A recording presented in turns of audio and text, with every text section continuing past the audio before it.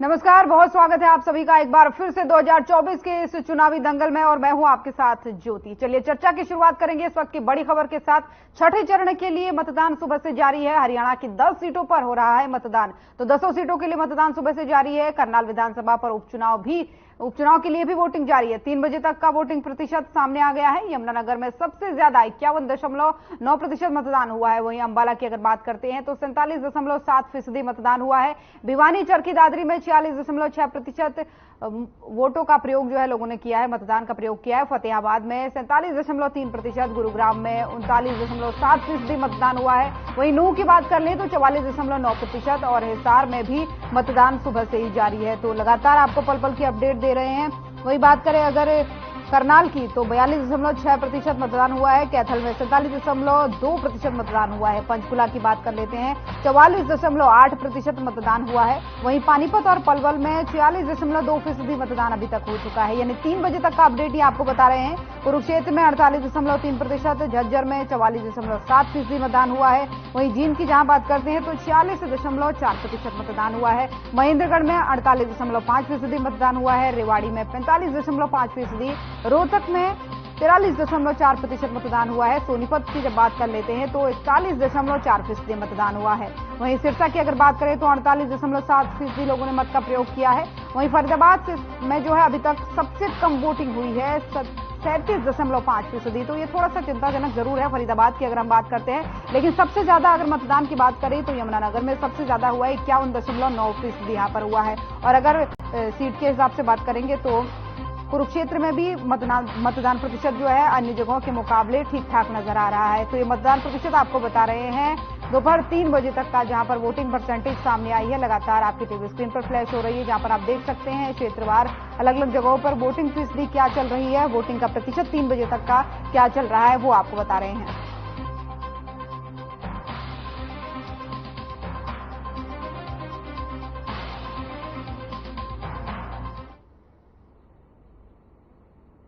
और लगातार जो है आपको तस्वीरों के माध्यम से भी बता रहे हैं कौन कौन जो है बड़े बड़े दिग्गज नेता जिन्होंने मत का प्रयोग किया है। तस्वीर एक बार देख लीजिए, स्क्रीन आपकी टीवी स्क्रीन पर चल रही है, जिसमें पहली तस्वीर मुख्यमंत्री नायब सैनी की है, जहां पर परिवार समेत वोट डालने के लिए वो पहुंचे। और दूसरी तस्वीर आपको दिखा रहे हैं ज्ञानचंद गुप्ता की, विधानसभा के अध्यक्ष हैं हरियाणा के, और जब वो अपने मत का प्रयोग करने पहुंचे उसी दौरान की ये तस्वीरें हैं। तो वहीं तीसरी तस्वीर आप देखिए दुष्यंत चौटाला की, जेजेपी के नेता है, पूर्व मुख्यमंत्री हैं प्रदेश के, उन्होंने भी अपने मत का प्रयोग किया है। चौथी तस्वीर देखिए कार्तिकेय शर्मा, ये राज्यसभा सांसद हैं और ये भी जब अपने मत का प्रयोग करने के लिए पहुंचे तो उसी दौरान की तस्वीरें आपको ये दिखा रहे हैं। वहीं अगली तस्वीर की जहां बात कर लेते हैं तो मूलचंद शर्मा कैबिनेट मंत्री हैं हरियाणा के, वो भी अपने मत का प्रयोग करने के लिए अपने पोलिंग बूथ पर पहुंचे हैं। वही अगली तस्वीर जो है वो कंवरपाल गुर्जर की है, ये भी कैबिनेट मंत्री हैं हरियाणा के, ये भी अपने मत का प्रयोग करने के लिए जिस दौरान मतदान केंद्र में पहुंचे तो उसी दौरान की ये तस्वीरें, अभी तस्वीरें बदल गई हैं। अगली तस्वीर देखिए मनोहर लाल बीजेपी के उम्मीदवार है करनाल से, जब ये पहुंचे पोलिंग बूथ पर मत का प्रयोग करने के लिए तो उसी दौरान की तस्वीरें हैं। वही दूसरी तस्वीर यहां पर कृष्णपाल गुर्जर बीजेपी के उम्मीदवार हैं, ये भी फरीदाबाद से, वो भी अपने मत का प्रयोग करने के लिए जब पहुंचे तो उसी दौरान की तस्वीरें। ये बड़ा संदेश भी है लोगों के लिए कि आप भी अपने मत का प्रयोग जरूर करें। नवीन जिंदल, ये भी बीजेपी के उम्मीदवार हैं, कुरुक्षेत्र से कड़ा मुकाबला यहां से चल रहा है,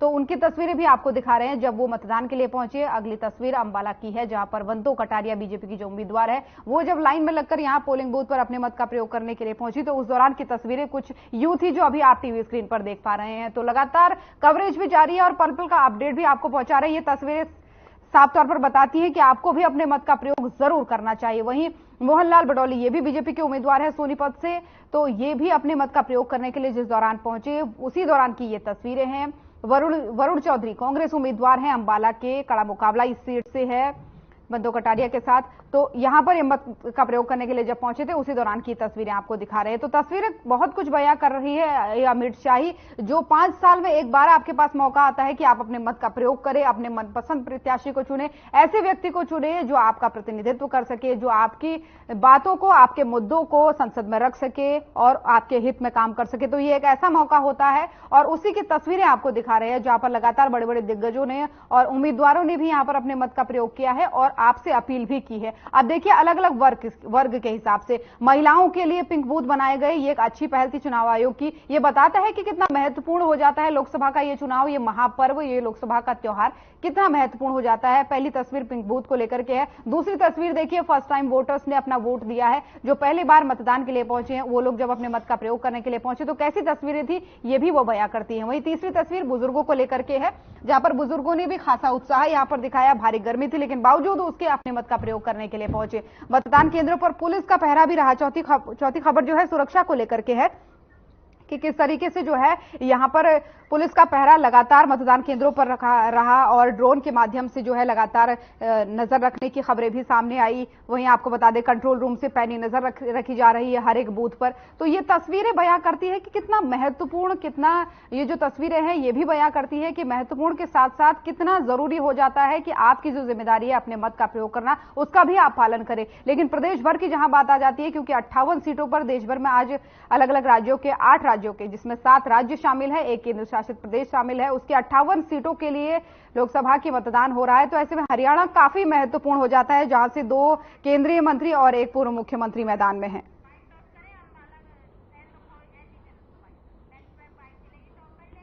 लोकतंत्र के महापर्व में हिस्सा लेना चाहिए। मैं पूरे हरियाणा प्रदेशवासियों को ये अपील करता हूं कि इस मजबूत लोकतंत्र के लिए, स्वस्थ राष्ट्र के लिए आप लोकतंत्र में हिस्सा लीजिए और अपना मतदान कीजिए। भारी संख्या के अंदर मतदान कीजिए। आदरणीय नरेंद्र मोदी जी के नेतृत्व में पिछले 10 वर्षों में भारत ने विकास की एक नई दिशा तय की है। आज पूरे विश्व के अंदर भारत ऊंचाई के ऊपर पहुंचा है। आज पूरे विश्व में भारत का सम्मान बढ़ा है। जनता पर छोड़ा है और हमने अपील जरूर की है कि अधिक से मतदान करें। अधिक मतदान करने से ही भारतीय जनता पार्टी का हर कार्यकर्ता खुश होगा। जनता को भी संदेश जाएगा कि भारतीय जनता पार्टी को अभी चुनाव शांतिप्रिय हो। लोगों से क्या अपील करेंगे? चुनाव हमेशा शांतिपूर्वक होना ही चाहिए, क्योंकि लोकतंत्र का ये उत्सव सबसे बड़ा उत्सव है देश भर का है और दुनिया भर का। हमारे यहाँ मैंडेट है, दुनिया भर से सबसे बड़ा मैंडेट है। शांतिपूर्वक मतदान ही हमारे लिए इस त्योहार का आनंद। तो चलिए अब ग्राफिक्स के जरिए समझते हैं कि हरियाणा में किसके बीच मुकाबला कैसे रहने वाला है, कितनी कड़ी टक्कर ये रहने वाली है। सबसे पहले करनाल सीट की बात करते हैं। पूर्व मुख्यमंत्री मनोहर लाल यहां से हैं, कांग्रेस की तरफ से दिव्यांशु बुद्धिराजा हैं, तो काफी कड़ी टक्कर यहां पर रहने वाली है। लेकिन अगली सीट गुरुग्राम की जहां बात करते हैं तो राव इंद्रजीत सिंह यहां पर मैदान में है, बीजेपी की तरफ से राज बब्बर कांग्रेस की तरफ से मैदान में है। तो ये काफी कड़ी टक्कर यहां पर भी रहने वाली है। वहीं इनेलो की अगर बात करें तो हाजी सोहराब खान यहां से हैं, राहुल फाजिलपुरिया ये जेजेपी की तरफ से हैं। तो बहुत ही महत्वपूर्ण मुकाबला, एक तरीके से त्रिकोणीय मुकाबला यहां पर कहा जा सकता है। और हिसार सीट भी उतनी ही महत्वपूर्ण यहां पर दिखाई देती है, क्योंकि एक परिवार के ही 3 लोग यहां पर त्रिकोणीय मुकाबला बनाते हुए दिख रहे हैं। रणजीत चौटाला बीजेपी से यहां पर मैदान में है, तो काफी दिलचस्प ये मुकाबला हो जाता है। लेकिन बात अगर कुरुक्षेत्र की जाती है तो सबसे ज्यादा चर्चा में रहने वाली सीट इसको भी माना जा सकता है। रविंद्र जिंदल जो शुरू से ही विपक्षियों के निशाने पर रहे हैं, तमाम सारी तरीके की बातें बोली जाती है, वो यहां से चुनाव मैदान में थे। तो वहीं उनके सामने जो है इंडिया गठबंधन के सुशील गुप्ता यानी आम आदमी पार्टी के उम्मीदवार थे। वहीं अभय चौटाला इनेलो से उनके सामने मैदान में थे है, मतलब अभी जो मतदान चल रहा है। वहीं पालाराम सैनी जेजेपी की तरफ से हैं। तो वही सोनीपत सीट की जहां बात कर लेते हैं वो भी काफी अहम हो जाती है। सतपाल ब्रह्मचारी यहां कांग्रेस से चुनावी मैदान में है, मोहनलाल बडौली यहां से बीजेपी के तरफ से मैदान में उतरे हैं, अनूप दहिया यहां से इनेलो की तरफ से हैं, भूपेंद्र मलिक यहां से जेजेपी की तरफ से है। तो कितना महत्वपूर्ण ये मुकाबला हो सकता है अपने आप में आप देख सकते हैं। सभी दिग्गज हैं, सोच समझ के प्रत्याशी उतारे गए हैं, जहां पर आज जो है अब मुकाबला हर एक सीट पर कड़ा होता हुआ नजर आ रहा है। भिवानी महेंद्रगढ़ की बात कर लेते हैं तो ये भी कहीं ना कहीं और सीटों में मानी जाती है, क्योंकि राव दान सिंह एक तरफ कांग्रेस की तरफ से है तो दूसरी तरफ बीजेपी की तरफ से चौधरी धर्मवीर सिंह को यहां पर मैदान में उतारा गया है। दूसरी तरफ जेजेपी के राव बहादुर सिंह यादव जब यहां से मैदान में आ जाते हैं तो मुकाबला जो है और ज्यादा दिलचस्प हो जाता है। तो फरीदाबाद के भी जो है मुकाबला जो होने वाला है वो भी आपको टीवी स्क्रीन पर दिखा रहे हैं लगातार।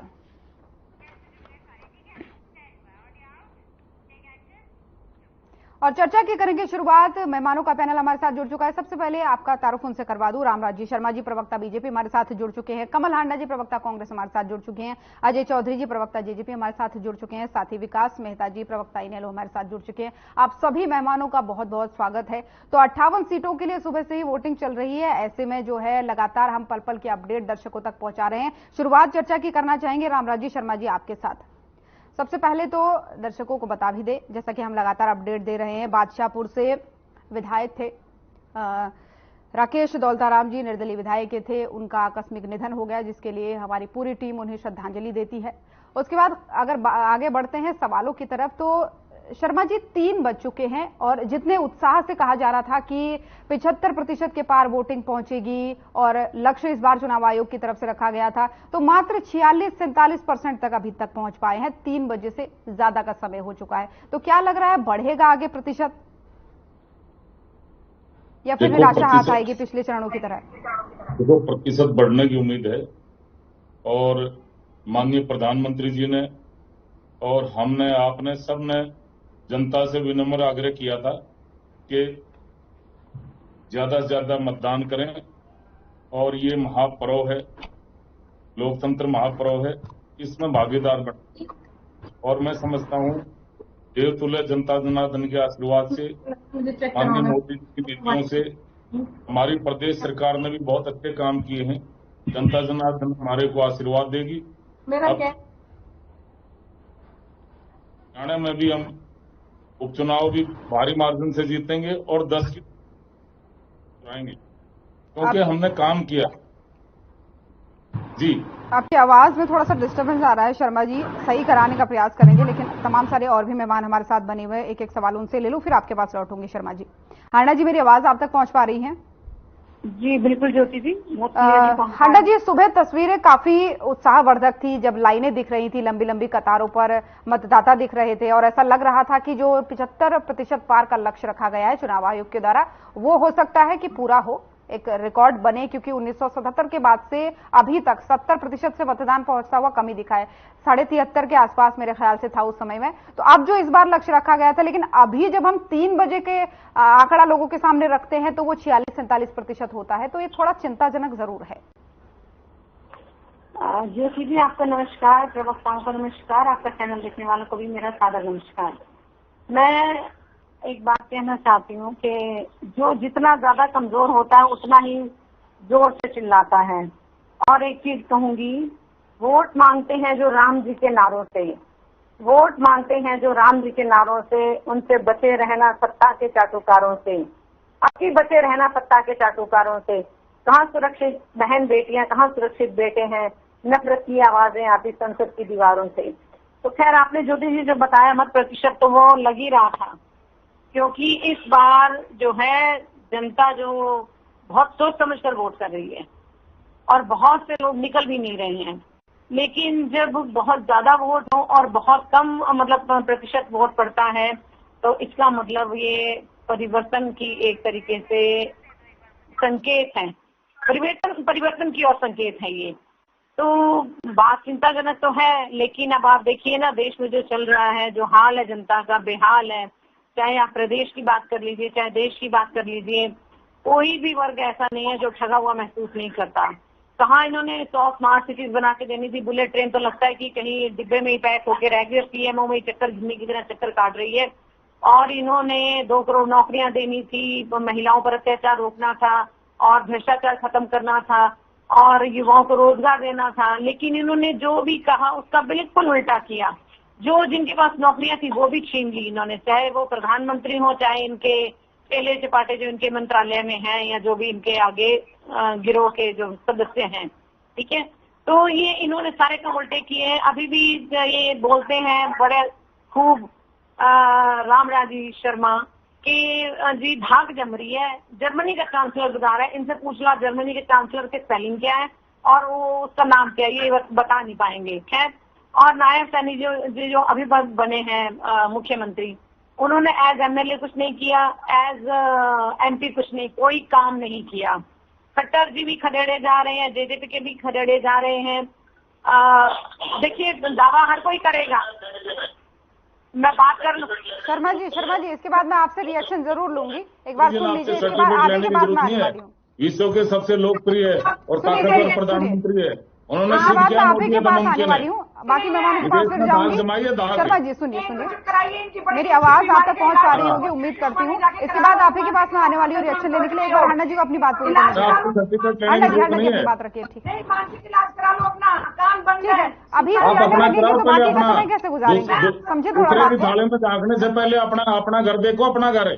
ठीक है, आपके शर्मा यहाँ जी, लट्ठम शर्मा लट्ठा जी, और ये लट्ठम लट्ठा, निवेदन है आपसे, आपके गठबंधन में लौटूंगी आपके गठबंधन पास, हो रहा है, अपने समय में गठबंधन जरूर अपनी बात कभी रखिएगा। एक बार उनको कभी अपनी वहाँ बात पूरी करने पे दीजिए, सिरसा थोड़ा में सा लट समझिए बज रहा बात है, को। कभी कहीं लट बज रहा है। आपके ठीक है, कांग्रेस शर्मा जी, में मेरी कहीं आवाज कांग्रेस आप तक है, पहुंच पा कहीं रही है? भूपेंद्र हुड्डा कांग्रेस है, भूपेंद्र हुड्डा कांग्रेस है, रणदीप सुरजेवाला कांग्रेस अपनी है, बारी में आप इस शैलजा बात को रखें तो कांग्रेस है, ज्यादा किरण बेहतर चौधरी होगा। कांग्रेस है, चौधरी वीरेंद्र सिंह देखिए, कांग्रेस है। शांतिपूर्ण तरीके और से अगर आपके डिबेट हो उधर जाए, आए जिस तो उधर शांतिपूर्ण तरीके गो से बैक, चुनाव का दावा गो करते हैं बैक, लगातार, जैसे अगर साइमन उसी कमीशन गो शांतिपूर्ण बैक तरीके के से नारे डिबेट लग भी हो रहे जाए थे। तो बेहतर होगा। हमने 4 तो लोग बहुत सुन अच्छा लेंगे काम आपको। किया है। और मैं अभी शर्मा हाल जी, ही में मेरी जब आवाज राज्य आप में तक चुनाव पहुंच पा हुए रही थे, है? हमारे देवतुल्य प्रधानमंत्री जी की, मोदी जी की नीतियों पर जनता ने मोहर लगाई थी। देवतुल्य जनता जनार्दन के आशीर्वाद से वो अभी सुनामी का रूप ले चुकी है, अब रुकने वाली नहीं है। अब एक बार 400 पार, शर्मा एक जी, बार क्या फिर मेरी मोदी आवाज सरकार। पहुंच पा रही है? हरियाणा में भी 50 सीटें जीती और इतिहास बनाएंगे। हो गया, सुनामी आ गई, सारे देश में पानी बिल्कुल भर आ गई, बिल्कुल आ गई। सुनिए शर्मा जी, एक बार मेरा जवाब तो दे दीजिए। क्या आप मेरी बात को सुन पा रहे हैं? मेरी आवाज आप तक पहुंच पा रही है? 4 तारीख को देख लेना मैडम, हमने हर क्षेत्र में अभी काम थोड़ा किया समय है। है, ये अभी थोड़ा समय है। 4 क्या तारीख में कल्चर है? राजा शर्मा का जी, लड़का राजा बनेगा, देखिए, चीफ मजबूरन मिनिस्टर का बार लड़का बार चीफ टोकना मिनिस्टर पड़ता है, बनेगा, मुझे भी अच्छा नहीं लगता है। प्रधानमंत्री का लड़का प्रधानमंत्री बनेगा, गांधी ठीक है, परिवार 4 जून को पता चलेगा। अभी सुन तो लीजिए आप मेरी बात। हमारे शर्मा यहाँ जी, परिवारवाद नहीं है, हमारे यहाँ जातिवाद, क्षेत्रवाद, भाई भतीजावाद नहीं है। हमारे यहाँ गरीब का बेटा, किसान का बेटा, मजदूर का बेटा देखिए, ये हमारे देश का प्रधानमंत्री आपके बन पास सकता है। जब 5 साल एक थे आपने आदिवासी बिताए, महिला आप जनता हमारे के देश हाथ की में, राष्ट्रपति बन सकती जनता है। के पाले में हमारे गेंद है, यहाँ उसको आम क्या करना है वो किसान, बहुत बेहतर मजदूर तरीके से और जानती है। गरीब लेकिन का अभी बच्चा आप मेरे सवालों का हमारा जवाब तो दीजिए। मुख्यमंत्री बन सकता है। ये सिर्फ भाजपा में संभव है मैडम, भाजपा में। पहले आपके टाइम शर्मा में जी, बच्चियां कैसे मेरी होती थी? आवाज आप तक पहुंच पा रही है? मुझे मजबूरन आपका ऑडियो डाउन करवाना भाई पड़ेगा। भतीजावाद, क्षेत्रवाद, शर्मा हमने जी, इस परंपरा को तोड़ा है। और शर्मा जी, मेरी आवाज आप तक पहुंच पा रही है? इनकी 3 पीढ़ी खाली चली गई थी, आज क्लास 1 अक्सर लग रहा है। अपने शर्मा आप जी, में गौरव की बात है। चलिए ठीक है, मैं मजबूरन आपका ऑडियो डाउन करवा रही हूँ क्योंकि आप शायद आप मुझे सुन नहीं पा रहे हैं। हांडा जी, मेरी आवाज अगर आप तक पहुंच पा रही है तो आप अपना जवाब पूरा कीजिए। बोलने दे तो मैं बोलूं। उन तक ऑडियो नहीं पहुंच पा रहा है तो तकनीकी खामी थोड़ा सा है। नहीं, तकनीकी खामी नहीं है, उनकी जो टेलीप्रॉम्प्टर लगा उनको सुनाई नहीं दे रहा होगा। शर्मा जी, आप तक आवाज पहुंच पा रही है? शर्मा जी, आप मुझे सुन पा रहे हैं? शर्मा जी, मेरे, चलिए ठीक है, उनका तकनीकी खामी चल रही है। हांडा जी, आप अपनी बात पूरी कीजिए, फिर आगे बढ़ती हूँ डिबेट में। हाँ जी, ये देखो, वो रुकते नहीं है, फिर मेरी आवाज कैसे आएगी आप तक? आप ही की आवाज आ रही है, वो म्यूट है। अच्छा, वो म्यूट है, ठीक है। तो मैं ये बता रही थी, बात इस बार जो चुनाव है वो मुद्दों पर चुनाव है। इस बार जनता भी निकल कर चुनाव लड़ रही, जितना भी प्रतिशत आ रहा है वो जनता ही आ रही है और बदलाव के लिए आ रही है। मैंने अभी बताया, कम प्रतिशत हो या बहुत ज्यादा प्रतिशत हो, इसका मतलब change in the ruling party, ruling केंद्र में जो है परिवर्तन होगा और होकर रहेगा। ये रटे रटाए डायलॉग बोले जो मर्जी करे, लेकिन अब की बात है, परिवर्तन निश्चित है, परिवर्तन तय है। ये ना केंद्र में आएगी ना राज्य में आएगी, ये बात आप लिख के ले लीजिए। इन्होंने तो रटे रटाए डायलॉग बोलने ही है, क्योंकि जब तक बोलेंगे नहीं ये, इनको फिर इनका भाजपा के पेरोल पे फिर सैलरी शायद कम मिल जाएगी। मैं अगर आप कहें ज्योति जी आपकी इजाजत हो तो काम गिरा दूं जो हमने किए 10 साल में। निश्चित तौर पर आप काम गिनाएंगे, लेकिन मैं एक बार शर्मा जी से पूछ लेना चाहूंगी। शर्मा जी, मेरी आवाज आप प्रॉपर आ रही है आपको? वो फिर शुरू हो जाएगी पहले भी। ठीक है जी मैम, अगर मेरी आवाज आ रही है तो एक छोटा सा काउंटर क्वेश्चन मैं करना चाहती हूँ, इसके बाद हांडा जी जरूर लौटूंगी, फिर अजय जी भी हमारे साथ बने हुए हैं तो उनके पास भी जाना है। शर्मा जी, सवाल मेरा महत्वपूर्ण ये था कि लगातार कहा जा रहा था कि सुरक्षा व्यवस्था पैनी है, सब कुछ हमने सही कर लिया है, पिंक बूथ बनाए हैं, लेकिन अब कुछ तस्वीरें ऐसे सामने आ रही हैं जो बहुत चिंता में डालती हैं। कुरुक्षेत्र से तस्वीरें सामने आई जहां पर ईवीएम वीवीपैट से जो है लोग कॉलिंग पे दिखाते हुए, वीडियो बनाते हुए कुछ लोग नजर आए। और वहीं कल की बात करें तो महेंद्रगढ़ में खुली शराब बिकती हुई अवैध तरीके से यहां पर नजर आई। तो ये क्या दर्शाते हैं? ये दावों को कहीं ना कहीं फेल करते हुए नजर आ रहे हैं। बहुत कड़ी थी। हांडा जी, इसके बाद आपके पास, इसके बाद सुरक्षा व्यवस्था बहुत कड़ी कर दी गई थी, आवश्यक दिशा निर्देश जारी कर दिए गए थे। कहीं कोई चूक हुई है तो कहाँ रह गई? नहीं, कहीं चूक हुई है तो वो हमारे संज्ञान में नहीं है। संज्ञान में आने पे एक्शन लिया जाएगा। सरकार बहुत गंभीर है इस मामले में, जरूर एक्शन लेगी। चलिए ठीक है, अब उम्मीद करती हूँ आप बीच में नहीं बोलेंगे। हांडा जी अपनी बात पूरी कीजिए, उसके बाद से अजय जी आपके पास आ रही हूँ। ये कहते हैं चूक हमारे संज्ञान में नहीं है, चूक हुई है तो हम बड़े सख्त हैं इस चीज के लिए। चूक तो सारी यही कर रहे हैं, गुंडागर्दी, बदमाशी, वो बूथ कैप्चरिंग और क्या कहते हैं वीवीपैट से पर्चियों की चोरी और ईवीएम की मशीनों में चोरी। यहाँ तक कि ऐसी हमने वीडियोस भी देखी है जहाँ पर बटन आप 1 नंबर का दबाओ और लाइट जल रही है कमल पर।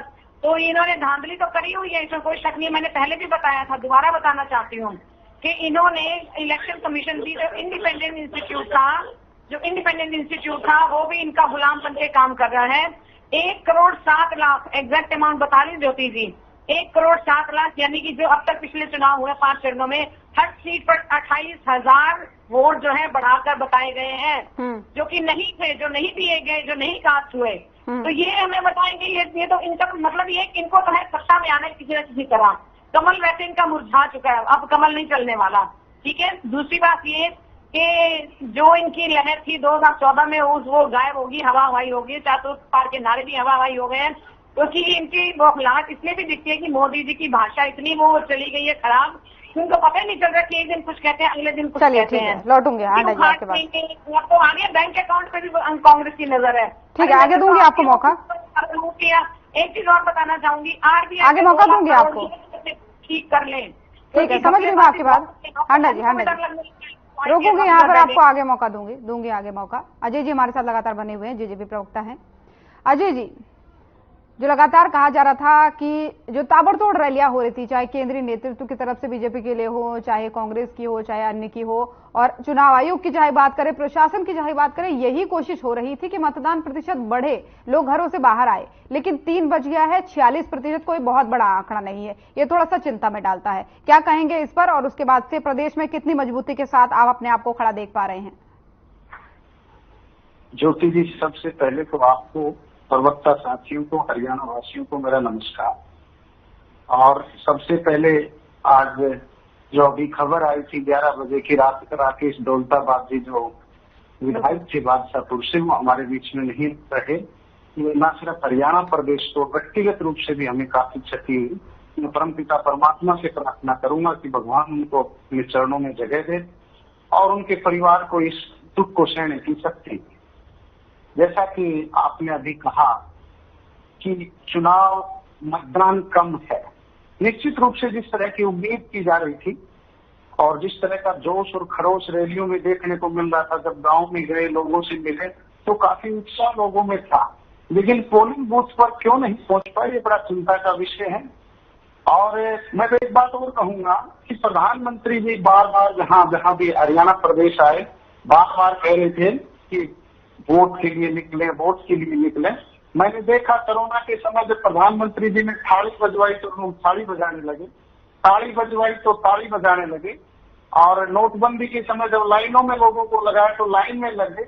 लेकिन अब कहीं ना कहीं प्रधानमंत्री जी की बात को ना मानकर वोटिंग के लिए लोग नहीं निकले, तो कहीं ना कहीं सरकार के प्रति उदासीनता रही। दूसरा ये भी कहूंगा कि विपक्ष की पार्टी भी लोगों का जोश दिखाई नहीं दिया, ये बड़ा चिंता का विषय। जहां तक जननायक जनता पार्टी की बात है, जननायक जनता पार्टी ने बड़ी मुस्तैदी से और बड़ी मजबूती से एक वर्कर जहां पोलिंग बूथ पर खड़े होकर के बड़ी मजबूती से इलेक्शन लड़ा। फैसला हरियाणा प्रदेश की जनता ने करना है, वो 4 तारीख को आप अभी देखिए। समझ रही हूँ आपकी बात को, रोकना चाहूंगी, यहाँ पर ब्रेक का वक्त हो चला है, तो यहाँ पर रुकेंगे, एक छोटे से ब्रेक के लिए जल्द हाजिर होंगे।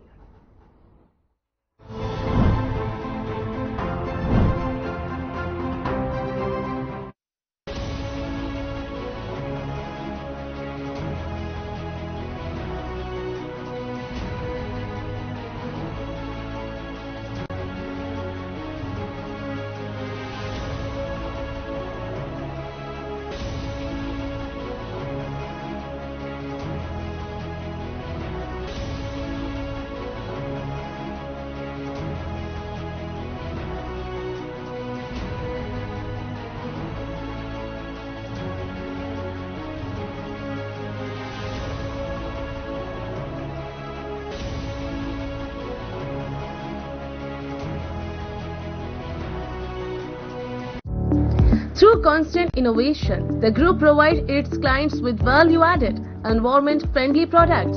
We are committed to provide quality products and services at optimum cost with the continuous improvement in the quality management system. Producing high-value paper, making us India's largest producer of branded papers, fine papers and packaging broad segments. Focused on customers in all our operations. Hence, extensive investments are made towards people and people practices. KRPL world's leading eco-friendly paper from agro residue. नमस्कार। एक व्यक्ति पहाड़ की चोटी पर रहता था और 2 मटकों में पानी भरकर एक डंडे के दोनों ओर बांधकर कंधे पर रखकर ले जाता था। हर रोज का ये उसका नियम था। कुछ दिन बाद उसके एक मटके में छेद हो गया।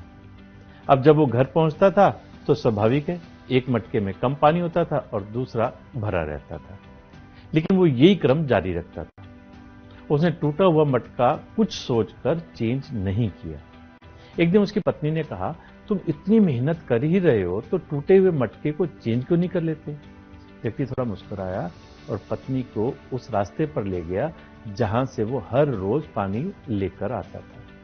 पत्नी देख के हैरान हो गई कि जिस साइड का मटका टूटा हुआ था और पानी गिरता था जहां, उस ओर फूल पौधे लहरा रहे थे, जबकि दूसरी ओर जहां मटका ठीक था और पानी नहीं गिर रहा था, वहां केवल सूखा ही सूखा था। पत्नी को समझ आ गया फूटे हुए मटके को धोने का क्या रहस्य है। मित्रों, कोई भी चीज, कोई भी व्यक्ति बेकार नहीं होता, बस उसे सही इस्तेमाल करना आना चाहिए। दोस्तों, ईश्वर के हर फैसले पर खुश रहो, क्योंकि ईश्वर वो नहीं देते जो आपको अच्छा लगता है, बल्कि ईश्वर वो देते हैं जो सबके लिए अच्छा है। नमस्कार। Hey mom, hey, look, I can download a song really fast. I can make dosas faster. Must be joking. Bus, 3 easy steps. Mix with water, spread batter, fry. गाना डाउनलोड हुआ? नहीं, पर तब तक मैं इडली बनाती हूँ। हमने बनाया किट से। Hey mom, hey, look, I can download a song really fast. I can make dosas faster. Must be joking. Bus, 3 easy steps. Mix with water, spread batter, fry. गाना डाउनलोड हुआ? नहीं, पर तब तक मैं इडली बनाती हूँ। हमने बनाया किट से। Through constant innovation, the group provides its clients with value-added, environment-friendly products. We are committed to provide quality products and services at optimum cost with the continuous improvement in the quality management system. Producing high-value paper, making us India's largest producer of branded papers, fine papers and packaging broad segments. Focused on customers in all our operations. Hence, extensive investments are made towards people and people practices. KRPL world's leading eco-friendly paper from agro residue.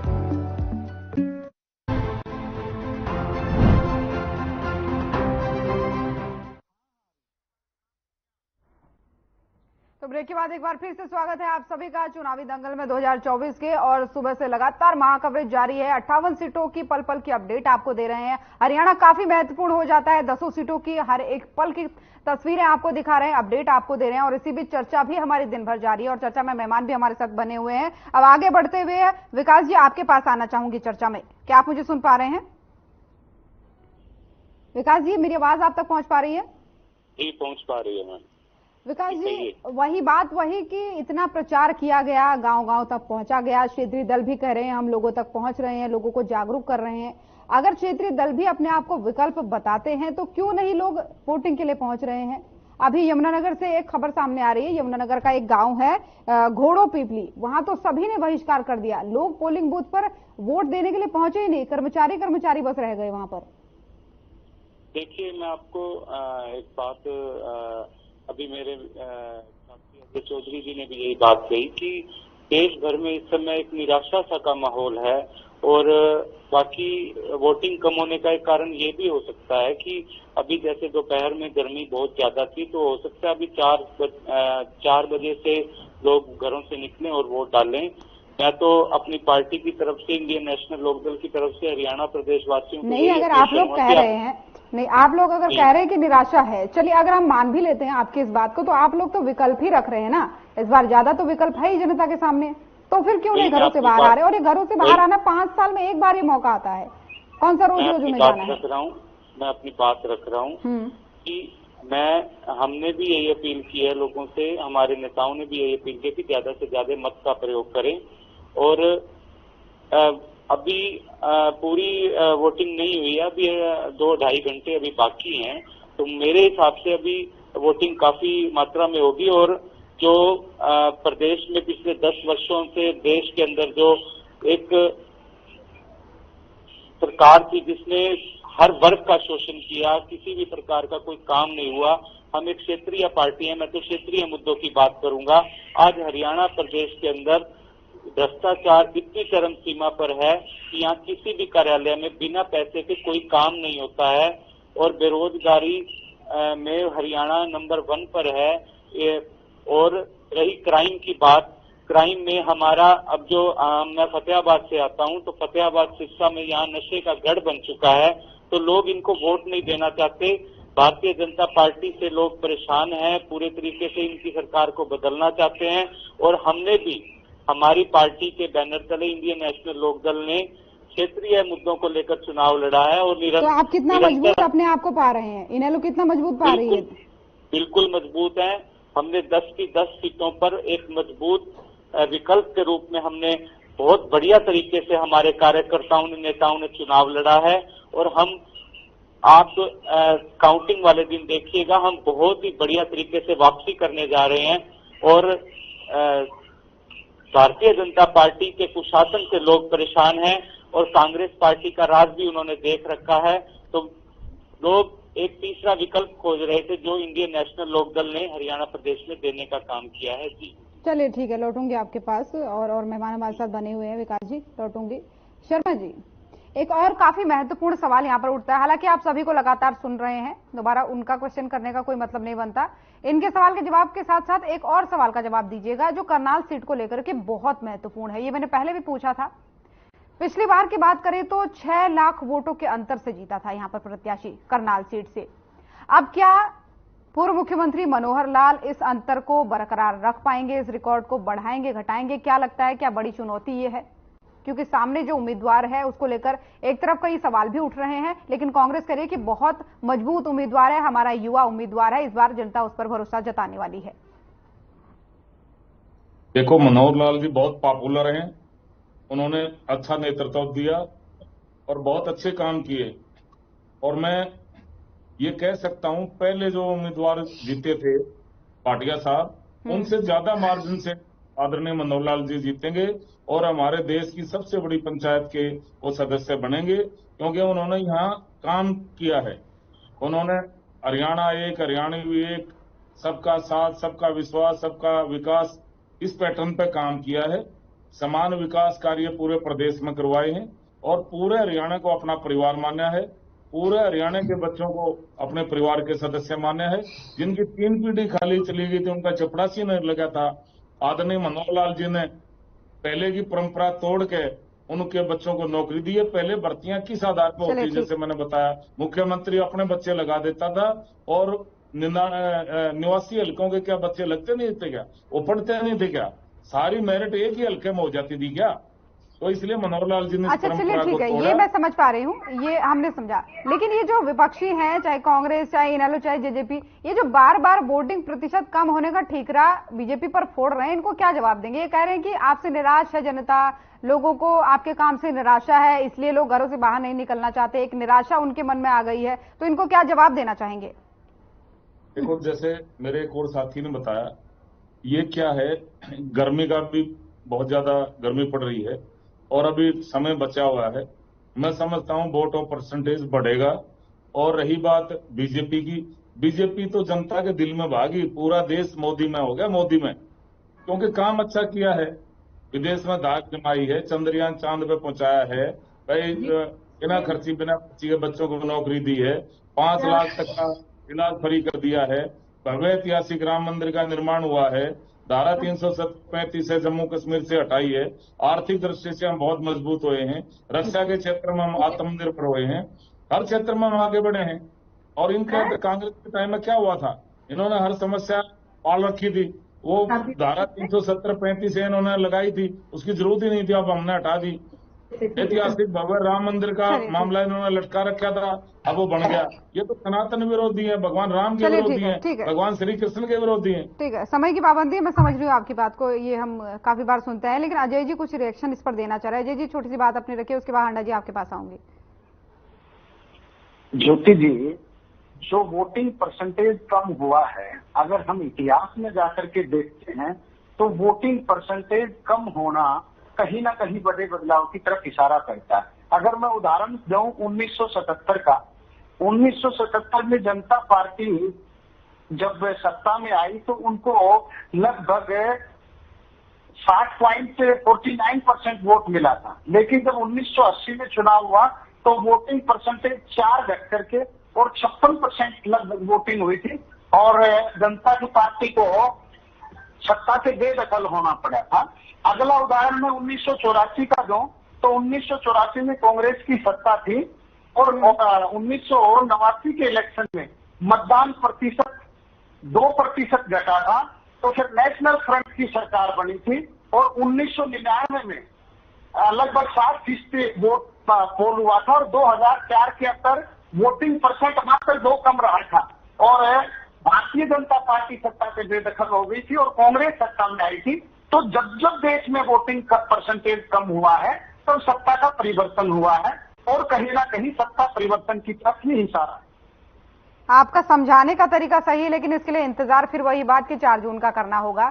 खैर अजय जी लौटूंगे आपके पास लौटूंगे आपके पास। हांडा जी हमारे साथ बनी हुए। हांडा जी, Karnal seat को लेकर के जो शर्मा जी ने कहा वो आपने सुना होगा, उस पर रिएक्शन के साथ साथ रोहतक सीट पर आ जाते हैं। रोहतक सीट पर एक्सपर्ट बार बार इस बात को कहते आए कि पिछली बार कांग्रेस ने कहीं ना कहीं चूक कर दी, ओवर कॉन्फिडेंस हो गया, लेकिन वो अंतर बहुत बड़ा नहीं था, मात्र 7-7.5 हजार का अंतर था, जिस पर दीपेंद्र हुड्डा पीछे रह गए। एक बार फिर से उसी सीट पर जाट बनाम गैर जाट का मुकाबला है, तो क्या लगता है इस बार बाजी मारेंगे दीपेंद्र हुड्डा या फिर क्या है तैयारियां? बाजी मारेंगे। आपने शायद कुछ दृश्य नहीं देखे कि कुछ रिवाज है हरियाणा में, जहां जिसके पक्ष में जाती हैं महिलाएं वोट करने के लिए, महिलाएं भी और पुरुष भी, पर गाने महिलाएं ही गाती हैं, अपने फोक सॉन्ग जो होते हैं उनके, तो वो गाती हुई वो वोट करने के लिए जा रही थी। तो इस बार जरूर बाजी मारेंगे। और मैं जैसे जेजेपी के प्रवक्ता ने कहा कि हम मजबूती से लड़ रहे हैं, तो मजबूती से हर कोई लड़ रहा है। कांग्रेस भी बहुत मजबूती से लड़ रही है। आप तो 13 मार्च को अलग हुए, आपको तो शायद उम्मीद थी बीजेपी से 2 सीटें दे देगी, लेकिन उन्होंने दी नहीं और बल्कि आपको दूध में से मक्खी की तरह निकाल कर फेंक दिया। लेकिन मैं कुछ सवाल पूछना चाहूंगी, मुद्दों की बात पर कोई बात नहीं करते। राम राज्य के तो कह रही है डजंट डिजर्व एनी अटेंशन, क्योंकि उन्होंने रटी रटाई बातें बोली है। राजा का बेटा राजा चपरासी के होंगे, मतलब उनके तो वही आपको भी मालूम है, मुझे भी मालूम है, इसलिए उनकी बात का जवाब देना मैं जरूरी नहीं समझती मैं। शर्मा जी अपनी बारी में, शर्मा जी अपनी बारी में हाँ, वो नहीं समझते, उनको कानों में शायद टेलीप्रॉम्प्टर डाल देता है। तो मैं ये कहना चाहूंगी कि आपने भी, जोजपा ने भी कोई काम किया हो तो बता दें। आप भी सारे जो भी गलत काम हुए, जनता के साथ जो निश्चित और निर्ममता का व्यवहार हुआ खट्टर सरकार के दौरान, आप भी साथ में थे। हर चीज में आपने साथ दिया, चाहे वो पहलवान बेटियां रौंदी गई, आपने कुछ नहीं बोला। किसानों के लिए 7 लेयर बैरिकेडिंग की गई, आपने कुछ नहीं कहा। खेल कोच को न्याय नहीं दिया, संदीप सिंह को नहीं निकालूंगा, आपने कुछ नहीं कहा। चंद्रयान में नौकरी देने की तो खट्टर जी बात करते थे, ये कहते थे सबके दिल को भाते हैं या कुछ है जो भी है। और एक कॉमन मिनिमम प्रोग्राम की बात करते हैं, वो आज तक समझ नहीं आया। इनके कई प्रवक्ता बोल देते हैं, लेकिन वो एक्चुअली है क्या वो नहीं पता चले। क्या उनसे पेंशन नहीं देख लिया मैंने। एक मिनट 4.5 लाख करोड़ का कर्जा कैसे हो गया? नशे का व्यापार इतना कैसे बढ़ गया हरियाणा में कि हर दूसरा तीसरा जो युवा है शर्मा जी देख लिया होंगे कोई जवाब नहीं देते हैं। भाजपा के लोग, और इवन की मैं यहाँ पर जज्बा को भी बीच में लेना चाहूंगी, क्योंकि आप भी साथ में थे। आपने उस चीज का विरोध क्यों नहीं किया कि प्रधानमंत्री को तो अभी 5 साल का टेन्योर और चाहिए 75 साल का होने के बाद, जिनको अभी कुछ समझ नहीं आता अब कब क्या बोल रहे हैं, कभी नलके की टोटी बोल देते हैं, कभी मंगलसूत्र, कभी कार। नहीं, वो तो ये भी बोल रहे हैं कि अगर विपक्षी आते हैं तो वो 1-1 साल प्रधानमंत्री अलग अलग व्यक्ति को बनाने वाली बात बोल रहे हैं। वो तो इनका, ये देखिए, इनका कुछ भी है तो कुछ भी कह सकते हैं। तो विपक्षियों का ऐसा कुछ प्लान है क्या?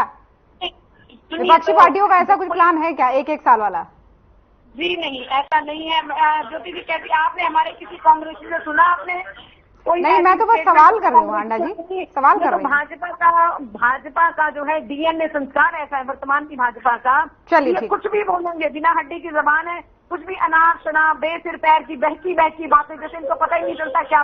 शर्मा जी दूंगी मौका, थोड़ा सा रुकिए। के प्रवक्ता को जवाब, नशे का व्यापार कितना बढ़ा दिया, कितनी कमाई करी आपने, वो भी बताना जरा। आप झारखंड से लाके आपने, ठीक है, जवाब ले लेते हैं। आप जो घूस लेते हुए पकड़ा गया, ठीक है आंडा जी, जवाब ले लेते हैं, फिर सवाल ज्यादा हो जाएंगे तो फिर जवाब नहीं देंगे। वो सवाल ज्यादा हो जाएंगे तो जवाब दे नहीं पाएंगे। अजय जी, छोटा सा रिएक्शन, उसके बाद आपके पास आऊंगी। विकास जी, जैसा कि हांडा जी ने सवाल उठाया कि 4.5 साल भारतीय जनता पार्टी के साथ भागीदार रहते हुए जननायक जनता पार्टी ने क्या किया। हांडा जी, आप फैन उठाइए, मैं नोट करवाता। हम भारतीय जनता पार्टी के साथ भागीदार रहे, महिलाओं को 50% पंचायती चुनाव में आरक्षण दिया। आज मुझे बताते हुए गर्व और फख्र का महसूस होता है कि हरियाणा प्रदेश की 50% महिलाएं गांव की कमान संभाल रही। 8% बीसी के साथियों को हमने पंचायती चुनाव में रिजर्वेशन दिया। जो बीसी के भाई गांव और शहर में सिर्फ वोटर बने हुए थे, आज उस हिसाब से कई गांवों की पंचायतों की नुमाइंदगी वो करते हैं। 33% आरक्षण हमने महिलाओं को डिपो में दिया। आज हमारी बहन बेटियां डिपो चला रही हैं। चौथा, आप नोट करो, 14 फसलें हिंदुस्तान के इतिहास में पहली बार हुआ कि 14 फसलें एमएसपी पर खरीदी गई।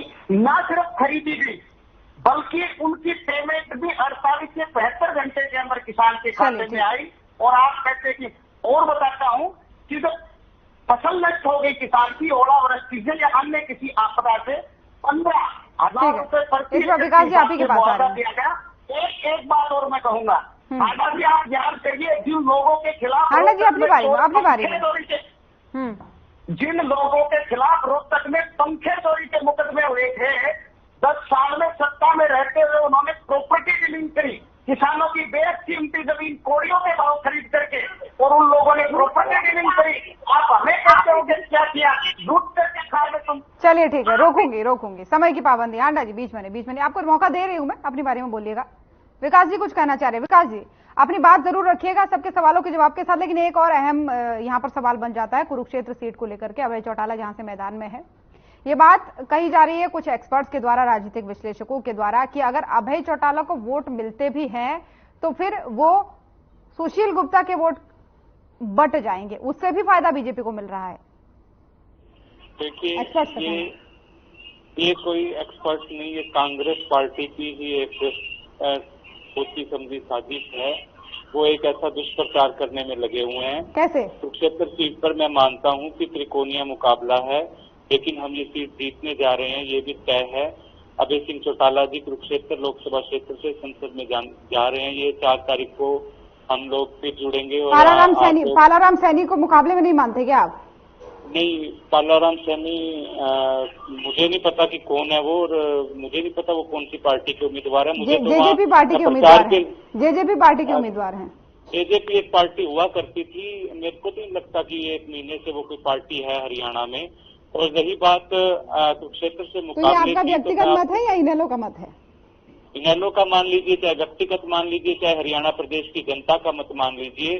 अभी मैंने अपना हाथ इसीलिए उठाया था, मेरे मित्र अपनी एक बता रहे थे कि जेजेपी ने क्या क्या किया, तो मैं इनको एक बताना चाहता हूँ। जो भारतीय जनता पार्टी ने जो सलूक किसानों के साथ, पहलवानों के साथ, इन और सरपंचों के साथ जो सलूक किया, उसके अंदर बराबर की भागीदारी अगर कोई किसी की थी तो वो जननायक जनता पार्टी की थी। और अभी 2-2.5 महीने पहले, 3 महीने पहले इन्होंने, जब किसान पंजाब से, हरियाणा प्रदेश से दिल्ली जाना चाहते थे तो इन्होंने सड़कों पर कीले तक लगवा दी, तब दुष्यंत चौटाला चुप करके बैठे रहे। और दूसरा ये मेरे मित्र कह रहे थे कि हमने जेजेपी ने ये किया वो किया। मैं इनकी बात का जवाब देता हूँ। जेजेपी ने सिवाय पैसा कमाने के, घोटाला करने के कोई अच्छा काम नहीं किया। जो ये चीजें गिनवा रहे थे कि 75% हमने युवाओं को, तो आप एक भी युवक दिखा दीजिए पूरे प्रदेश के अंदर जिसको उससे रोजगार मिला हो। किसी भी प्रकार का कोई काम हमारे इलाके से, मैं फतेहाबाद से हूँ, शिक्षा फतेहाबाद, चलिए ठीक। जो पीडब्ल्यूडी के जितने भी ठेके पूरे प्रदेश में होते थे उनका 10 से 12% इनके नेता कमीशन खाते थे। ये बातें मैं कोई हवाई नहीं कर रहा, इस चीज के मेरे पास सबूत है, हमारी पार्टी के पास सबूत है। इनके पार्टी के करिंदों ने फतेहाबाद में धान घोटाला किया, शराब घोटाला किया कोरोना के दौरान। और जेजेपी एक पार्टी हुआ करती थी, ये सच है, लेकिन अब उसका कोई अस्तित्व नहीं है। इस समय जो हरियाणा प्रदेश में मुकाबला है वो कांग्रेस, भारतीय जनता पार्टी और विकास जी, समय की पाबंदी है। समझ रही हूँ आपकी बात मुझे समझ में आ गई। ज्यादा लेंदी उसको बनाने का वो नहीं है। रोकूंगी आपको। अजय जी लौटूंगी, लेकिन उससे पहले शर्मा जी कुछ कहना चाह रहे थे। छोटी सी बात अपनी रखिए, उसके बाद अजय जी आपके पास आऊंगी। देखो, इन्होंने हमारे ऊपर परिवारवाद का आरोप लगाया। अटल बिहारी वाजपेयी जी के बाद में कौन आया? नरेंद्र मोदी जी। और हरियाणा में मनोहर लाल जी के बाद में कौन आया? नायब सैनी जी। तो ये तो कांग्रेस में है। ये मैडम बोल रही थी अभी राजा का लड़का राजा बनेगा। कांग्रेस में क्या है? कांग्रेस में इनके यहाँ चीफ मिनिस्टर का लड़का चीफ मिनिस्टर का कैंडिडेट, इनका यहाँ एमपी का लड़का एमपी कैंडिडेट, एमएलए का लड़का एमएलए कैंडिडेट। हमारे यहाँ ऐसा नहीं है। हमारे यहाँ गरीब का बेटा, किसान का बेटा, मजदूर का बेटा हमारे देश का प्रधानमंत्री बन सकता है। आदिवासी महिला हमारे देश की राष्ट्रपति बन सकती है। ये तो हमारे भाजपा में संभव। जी मैडम जी, एक छोटी सी टिप्पणी और चाहूंगी। हांडा जी रोकूंगी, यहाँ पर लौटूंगी आपके पास। रुकिए थोड़ा सा, एक महत्वपूर्ण सवाल और है। करनाल उपचुनाव को लेकर के सवाल है, उस पर भी एक टिप्पणी कर दीजिए, क्योंकि त्रिलोचन सिंह जो पिछली बार मैदान में थे, इस बार दोबारा वो मैदान में है। कांग्रेस ने उन पर फिर से भरोसा जताया है, तो उसको लेकर एक छोटी सी टिप्पणी कीजिए। त्रिलोकन जी की उनकी जमानत जब्त होगी। नायब सैनी जी का एक तरफा है, वो नायब सैनी जी का मुकाबला लड़ रहे हैं, चुनाव लड़ रहे हैं। उनकी तो जमानत जब्त है। ईवीएम के साथ सेटिंग कर रखी है। जमानत जब्त है। नायब सैनी जी का एक तरफा है और मनोहर लाल जी 81 मतों से रोकूंगी। इस पर करेंगे चर्चा, ज्यादा मतों से जीतेंगे। हांडा जी, ये सवाल आपके लिए स्पेशल मैंने रखा है। लौटूंगी आपके पास। अजय जी कुछ कहना चाह रहे हैं, इसके बाद हांडा जी आपके पास आ रही हूँ। मैं मेरे लोकदल के साथी को जवाब देना चाहूंगा, और वो एक शेर के माध्यम से देना चाहूंगा। ये कह रहे थे कि एक ही जेजेपी, निगाहों में मंजिल है, गिरेंगे और संभलते रहेंगे, और हवा बहुत कोशिश करेंगी मगर चिराग आंधियों में भी जलते रहेंगे। दूसरा जो आपने कहा, ज्योति जी पेन उठाइए अगर है तो आपके पास, और नोट कीजिए। मैं भविष्यवक्ता नहीं हूँ, लेकिन आज आप मेरी एक नोट करिए, और ये 4 तारीख को अगर ये भविष्यवाणी गलत साबित हुई तो मैं राजनीति छोड़ दूंगा। नोट करो आप। और लोकदल के मेरे मित्र बैठे, विकास जी आप भी नोट करो। 4 तारीख को पहली ब्रेकिंग न्यूज ये चलेगी कि इंडियन नेशनल लोकदल हरियाणा प्रदेश में 6% मत नहीं ले पाई, इसलिए इंडियन नेशनल लोकदल का सिंबल जब्त हो गया। मुझे दुख होगा, क्योंकि वो मेरी मां पार्टी रही है, हम उससे निकल करके आए, हमें पीड़ा भी होगी, लेकिन आपको मैंने बता दिया, आप नोट कर लो। ठीक है, उम्मीद करेंगे आप जुड़े उस दिन। जी जरूर। ठीक है, लौटूंगी आपके पास। जवाब वो देना चाह रहे हैं, लेकिन उससे पहले हांडा जी आपके पास आना चाहूंगी। विकास जी आऊंगी आपके पास। हांडा जी जवाब तो इनका दीजिएगा ही। एक तरफ आप कहते हैं कि बीजेपी जाएगी, नहीं आएगी, 10 सीटों पर नहीं आएगी, ये आप ठोक करके कहते हैं, लेकिन दूसरी तरफ आप ये भी कहते हैं ईवीएम से सेटिंग कर रखी है। तो इसको लेकर के बीजेपी कहती है कि अब हार के लिए पहले ही बैकअप बना रहे हैं कि हार भी जाएंगे तो हम ये कह देंगे कि भाई ईवीएम में सेटिंग है। ऐसा है ज्योति जी कि मैं आपको बता दूं, इन्होंने जो ये विरोधाभास है ना दोनों बयान। नहीं सुनिए तो इन्होंने अभी रामराज जी ने क्या कहा, एक तरफा चुनाव, नायब सैनी जी लड़ रहे हैं। एक तरफा का मतलब क्या हो गया, यानी कि कोई दूसरा मैदान में नहीं है, यहाँ कोई दमखम से नहीं लड़ रहा इसका।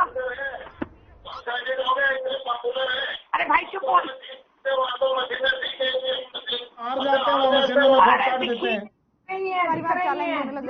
दिख रहा है सब वायरल हो रहा है। अभी सुप्रीम कोर्ट ने भी फैसला संभाल के रखा, चिंता मत करो। जो घपलेबाजी करी, जो प्रतिशत बढ़ा के बता रहे हो 10-10, 11-11 दिन बाद, जो कि अगले ही दिन बता दिया जाता है, ठीक है ना, चुप रहो जरा।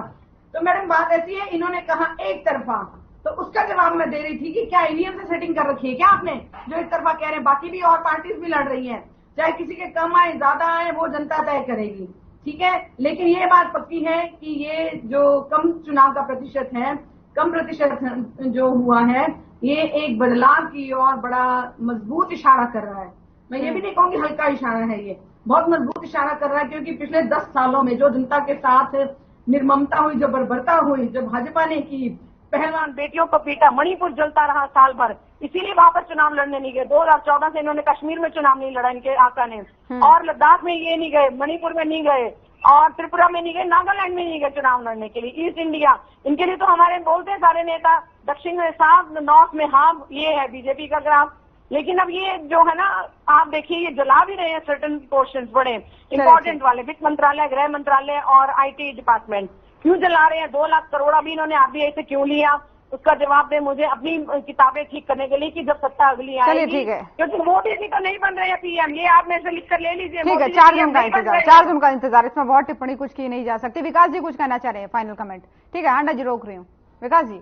मैं तो ये कह रहा था, वो जो भाई मेरे एक जेजेपी के प्रवक्ता शेरो शायरी कर रहे थे, तो मैं उनको बताना चाहता हूँ कि मैं भी जेजेपी में गया था, मैंने उनको करीब से देखा। ये भाई तो मैं नहीं जानता इनको ये कौन है, और जेजेपी के संस्थापक सदस्यों में से मैंने उनको बहुत करीब से देखा है। तो मैं भाई को सलाह देना चाहता हूँ कि इन लोगों से दूर हो जाएं।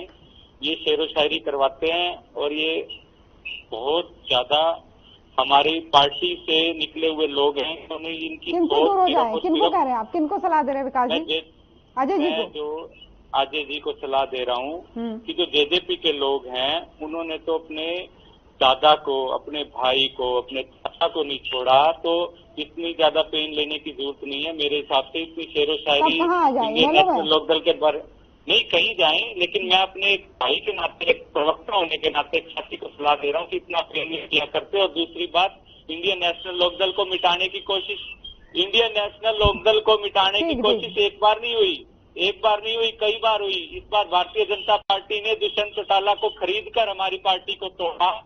चलिए ठीक है विकास जी, समय की कमी है, समय की कमी है। अजय जी फाइनल बात आपसे 5 सेकंड में अगर आप खत्म कर सके तो। अजय जी 5 सेकंड में अगर खत्म कर सके तो। ऐसी कोई भावना नहीं है विकास में कि हम इंडियन नेशनल लोकदल पार्टी को खत्म करना चाहें। और वैसे भी लोग कहते हैं कि कौओं के कारण ऊंट नहीं बना सकते हैं। प्रजातंत्र में ये फैसला जन आवाम ने करना है, और हरियाणा प्रदेश की जन आवाम ने फैसला कर लिया है। 4 तारीख को डिबेट में मिलेंगे। चलिए याद रखना, तो मैंने कही है वो बातें। ठीक है, इंतजार वही फिर 4 तारीख का। फिलहाल बहुत बहुत धन्यवाद आप सभी मेहमानों का हमारे साथ इस चर्चा में जुड़ने के लिए। तो सुबह से ही मतदान जारी है देश भर में। 8 राज्यों की 58 सीटों पर मतदान सुबह से चल रहा है, तो ऐसे में हरियाणा की 10 सीटों पर भी चल रहा है, और एक उपचुनाव के लिए करनाल में भी मतदान चल रहा है। तो मतदान का जो प्रतिशत है 3 बजे तक का 46% के आसपास रहा। अब देखना यह होगा कि बचे हुए कुछ घंटों में क्या ये मत प्रतिशत चुनाव आयोग के मुताबिक बढ़ पाता है या फिर निराशा ही हाथ लगती है। फिलहाल अभी तक इतना ही। आप देश दुनिया की बाकी खबरों के लिए और चुनाव की लगातार महाकवरेज के लिए बने रहिए।